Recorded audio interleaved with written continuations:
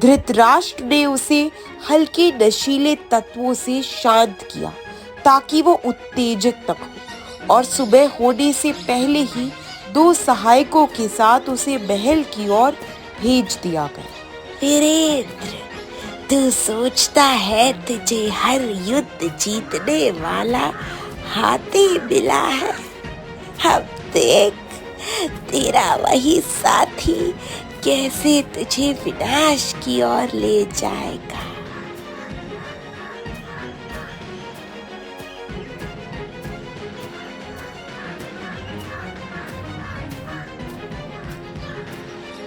उधर महल में लोग मेघराज की प्रतीक्षा कर रहे। किसी को आभास नहीं था कि जो हाथी अब महल की ओर बढ़ रहा है वो केवल शरीर में मेघराज है, आत्मा में नहीं। सूरज की पहली किरणें महल की दीवारों पर चमक रही थी। राजमहल के द्वार पर हलचल थी। द्वारपालों ने सींग बजाकर संकेत दिया। दूर से कोई राजसी हाथी महल की ओर बढ़ रहा है। उसके साथ चल रहा था धृतराष्ट्र। द्वारपाल चौंक कर कहता है, वो देखो, हाथी! क्या वो मेघराज है? दूसरा द्वारपाल जवाब देता है, हाँ, पर उसकी चाल कुछ अलग सी लग रही है ना, जैसे थका हुआ हो। धृतराष्ट्र हाथ में एक छड़ी लिए राजसी ठाट में चलता हुआ हाथी के साथ महल के भीतर आया। सब दरबारी एकत्र हो चुके थे। राजा वीरेंद्र भी सिंहासन पर आसीन हो चुके थे। धृतराष्ट्र गर्व से सिर झुकाकर कहता है। राजा उठते हैं और उनकी आंखों में चमक है। मेघराज, तू लौट आया। वो आगे बढ़ते हैं और हाथी की सूंड छूते हैं। कहाँ चला गया था तू? मैं चिंतित था। छलराज यानी नकली मेघराज सिर झुकाकर राजा की ओर सूंड बढ़ाता है, जैसे आदर प्रकट कर रहा हो, पर उसकी आंखों में वो आत्मीयता नहीं थी जो राजा ने वर्षों से देखी थी। राजा कुछ क्षण के लिए ठिठकते हैं और धीरे से मन में कहते हैं, क्या ये वही भाव है? इसकी आंखें कुछ कह नहीं रही। मंत्री पास आकर कहता है, महाराज, इतना लंबा समय जंगल में बिताने के बाद शायद वो थका हुआ हो। सेनापति भी हाथ जोड़कर कहता है, ये एक महान क्षण है, मेघराज की वापसी। युद्ध की तैयारी में ये हमारा सबसे बड़ा सहारा बनेगा। राजा थोड़ा असमंजस में थे, लेकिन हृदय की भावनाओं ने बुद्धि को शांत किया। उन्होंने छलराज के माथे पर हाथ रखा और धृतराष्ट्र की ओर देखा। धृतराष्ट्र, तुमने राज्य के लिए बहुत बड़ा कार्य किया है। बोलो, क्या चाहते हो? महाराज, मुझे कुछ नहीं चाहिए, केवल इतना कि मुझे आपके अस्तबल में सेवा करने का अवसर दे, ताकि मैं इस हाथी की देखभाल कर सकूं। तथास्तु, तुम्हारा स्थान आज से महल के भीतर होगा। राजा को लगा सब कुछ सामान्य हो गया, परंतु दिन बीतते गए और धीरे धीरे उस हाथी के व्यवहार में अंतर दिखने लगा। राजा युद्ध अभ्यास कर रहे थे, सेनाएं तैनात थी, पर छलराज भ्रमित था, इशारों को समझ नहीं रहा था। कभी वो उल्टी दिशा में दौड़ता, कभी सैनिकों पर गुस्सा दिखाता। सेनापति घबरा कर कहता है, महाराज, ये क्या कर रहा है मेघराज? हमारी सेनाएं डर रही है। मैंने इसे वही संकेत दिए जो वर्षों से देता आया हूँ, फिर भी। छलराज एक सैनिक की ओर झपटता है। सैनिक गिर जाता है और अफरा तफरी मच जाती है। रुको मेघराज, शांत हो जाओ। पर हाथी नहीं रुकता। राजा को अब कुछ समझ आने लगा था, ये वही मेघराज नहीं, कुछ तो गलत है।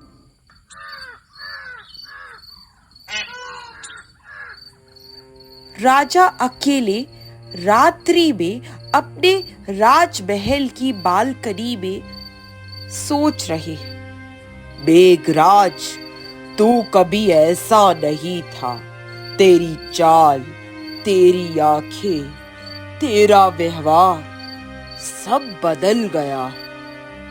क्या ये वही भी?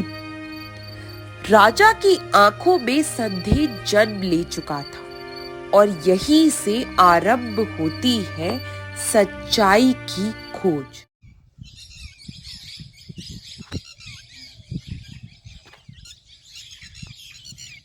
राजा वीरेंद्र के मन में पिछले कुछ दिनों से बेचैनी थी। उनका अंतर्मन बार बार कह रहा था, ये हाथी जिसे वो मेघराज समझ रहे हैं वो कुछ और है। उसी बेचैनी ने उन्हें एक गुप्त आदेश देने पर मजबूर किया। राजा ने सेनापति चंद्रसेन को बुलाकर कहा, मेरे प्रिय सेनापति, मैं नहीं जानता कि मैं भ्रम में हूं या कोई मुझे भ्रमित कर रहा है, पर मेरा हृदय कहता है मेघराज अब भी कहीं जंगल में है। जाओ, उसे ढूंढ कर लाओ, और यदि मैं गलत हूं तो मेरे भ्रम का अंत कर दो। चंद्रसेन एक ईमानदार और वीर सेनापति था। उसने बिना एक क्षण गवाए 5 विश्वसनीय सैनिकों को साथ लिया और उसी दिशा की ओर प्रस्थान किया जहां से धृतराष्ट्र महल आया था।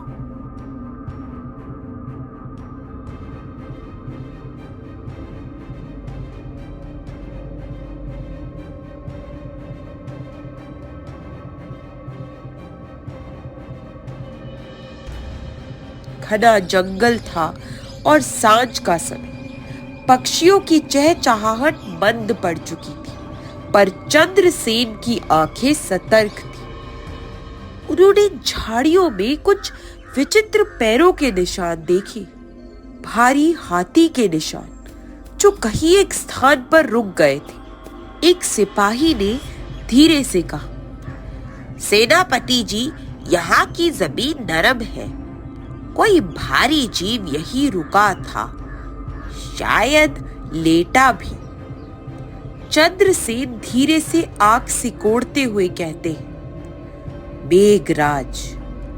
कुछ ही दूरी पर सूखी पत्तियों के ढेर के नीचे उन्हें एक विशाल आकृति दिखाई दी। जैसे ही उन्होंने पास जाकर पत्तियां हटाई, वहां था मेघराज, असली मेघराज। उसकी सांसें धीमी थी परंतु जीवित था। उसके शरीर पर औषधियों की गंध थी। सिपाही चौंक कर कहते हैं, महाराज सच कह रहे थे, ये वही हाथी है। चंद्रसेन भी गंभीर हो जाते हैं। तो महल में जो है वो? मेघराज को उठाया गया, उस पर जल छिड़का गया, औषधियां दी गई। कुछ ही देर में उसकी आंखें खुली, जैसे किसी सच्चे मित्र ने उसे पुकारा। चंद्रसेन हाथ जोड़कर खड़े होते। मेघराज, पहचानते हो मुझे? तुम अकेले नहीं हो, अब हम तुम्हें घर ले चलने आए हैं। मेघराज ने थक कर पर प्रेम से सूंड उठाई, जैसे उसने वर्षों बाद अपने लोगों को देखा हो।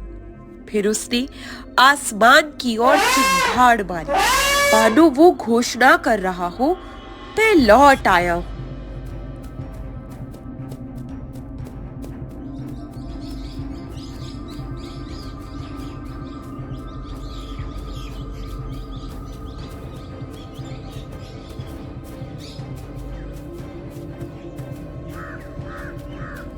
महल के मुख्य द्वार पर उस सुबह सब लोग एकत्र थे। डकली मेघराज छलराज खड़ा था, पर वो बेचैन था, जैसे उसे आभास हो गया हो कि उसका अंत निकट है। और तभी दूर से आती हुई जमीन की कंपन ने सबका ध्यान खींचा।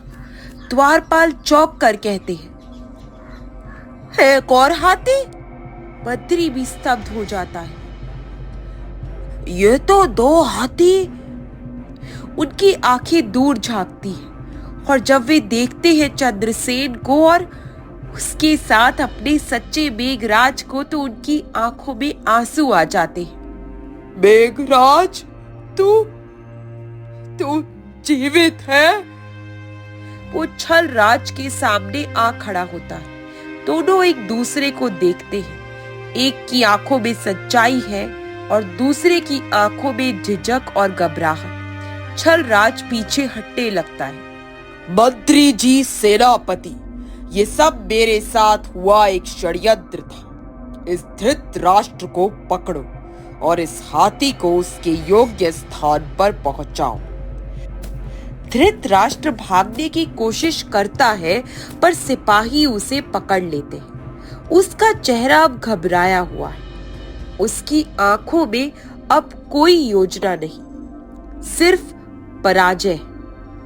राजा धृतराष्ट्र की ओर देखकर कहते, तुमने मेरी आत्मा को छलने का प्रयास किया, पर सच की पहचान भले देर से होती अवश्य है। राजा मेघराज के पास जाकर उसकी सूंड को थामते हैं। अब वहां संदेह नहीं, सच्चा विश्वास था। राजमहल का सभा मंडप पूरी तरह भरा हुआ था। राजा वीरेंद्र, मंत्री, सेनापति, दरबारी, मेघराज और धृतराष्ट्र भी था। लोगों की आंखों में प्रश्न थे, क्या राजा धृतराष्ट्र को मृत्यु दंड देंगे या कुछ और? राजा वीरेंद्र के सिंहासन के सामने धृतराष्ट्र झुका हुआ खड़ा था। अब उसकी चाल में वो गर्व नहीं, वो अभिमान नहीं था, केवल पश्चाताप था। धृतराष्ट्र, तुमने जो किया वो केवल एक हाथी को बदलना नहीं था। तुमने मेरे विश्वास को छलने का प्रयास किया। तुमने राज्य की सुरक्षा को संकट में डाला और सबसे बड़ा अपराध, तुमने उस प्राणी की जगह ली जो मुझसे बिना शब्दों के संवाद करता था। धृतराष्ट्र के स्वर कांपते हैं और उसकी आंखों में आंसू है। महाराज, मैंने धन की चाह में, मान की इच्छा में ये पाप किया। अब मुझे लगा यदि मैं आपका विश्वास जीत लूं तो मुझे प्रतिष्ठा मिलेगी, पर मैंने भूल की, बहुत बड़ी भूल। अब कुछ नहीं चाहता, ना क्षमा ना जीवन, केवल यही चाहता हूँ कि मेरी मृत्यु से राज्य की मर्यादा पुनः स्थापित हो। दरबार में सन्नाटा छा गया। कोई भी कुछ कहने की स्थिति में नहीं था। राजा वीरेंद्र कुछ क्षण मौन रहे, फिर उनकी दृष्टि मेघराज पर गई। वो वही शांत खड़ा था, जैसे सब समझ रहा। धृतराष्ट्र, तुमने मेरी आंखें खोली, सिखाया है कि केवल बाहरी रूप पर भरोसा करना विनाश का मार्ग है, और तुम्हारा ये अपराध अक्षम्य अवश्य है, पर तुम्हारा पश्चाताप सच्चा प्रतीत होता है। महाराज, क्या आप उसे क्षमा करेंगे? इसने हमारे रक्षक को हटाकर हमारे महलों में विष डाला है। राजा उठे, धृतराष्ट्र के पास आए। उनकी आंखों में कठोरता नहीं थी, एक गहराई थी जो न्याय और करुणा के बीच से रास्ता तलाश रही थी। धृतराष्ट्र, मैं तुम्हें मृत्यु दंड नहीं दूंगा, तुम्हें उस मृत्यु से भी कठिन सजा दूंगा। तुम अब जीवन भर पशुओं की सेवा करोगे, पर राजसी अस्तबल में नहीं, तुम जंगलों में घायल, भूखे, बेसहारा जानवरों की सेवा करोगे, ताकि तुम्हारा कर्म तुम्हारे अपराध से बड़ा बन सके। धृतराष्ट्र की आंखों से आंसू बह निकले और विलाप करते हुए कहने लगा, मुझे ये दंड स्वीकार है महाराज। यदि मेरी सेवा से एक भी प्राणी सुखी हो जाए तो शायद मेरे पाप कुछ कम हो जाए। राजा आंखें मूंद कर कहते, सच्चा न्याय वही होता है जो अपराधी को भी मानव बनाए। दरबार में शांति थी, लेकिन वो शांति डर से नहीं, समझ से थी। मेघराज ने राजा की ओर देखा और अपनी सूंड उनके कंधे पर रख दी, जैसे कह रहा हो, हम सब ठीक है। और इस प्रकार एक हाथी की सच्चाई ने एक राजा को और अधिक न्यायप्रिय बनाया और एक अपराधी को पशु बनाकर नहीं, पशु सेवक बनाकर सुधारा गया। क्योंकि यही तो होता है सच्चे नेतृत्व का धर्म, न्याय और करुणा के बीच संतुलन।